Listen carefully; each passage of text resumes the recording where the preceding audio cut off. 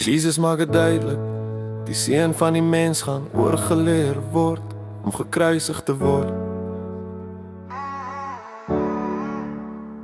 Intussen vergader die priesterhoofde en familiehoofde, hulle maak planne stil berekend, hoe om hom te vang, hoe om hom dood te maak.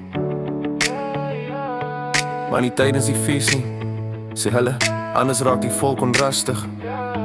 In Betanie, in die huis van Simon die Melaatse, kom 'n vrou nader met 'n albasterfles vol baie duur salf, sy gooi dit oor sy kop uit terwyl hy aan tafel is. Die disippels sien dit en raak verontwaardig. Waarom hierdie vermorsing? Dit kom vir baie geld verkoop word en vir die armes gegee word. Maar Jesus sien na, waarom val julle die vrou lastig?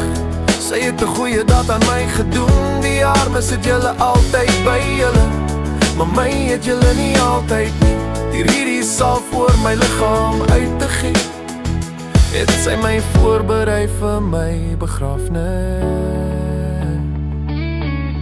Voorwaar ek sê vir julle, oral waar hierdie evangelie verkondig word in die hele wêreld, sal daar ook vertel word wat sy gedoen het tot haar gedagtenis.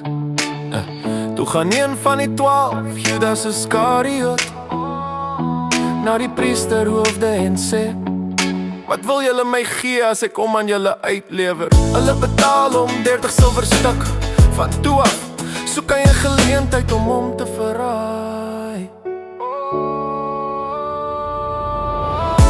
Waarom val julle die vrou lastig?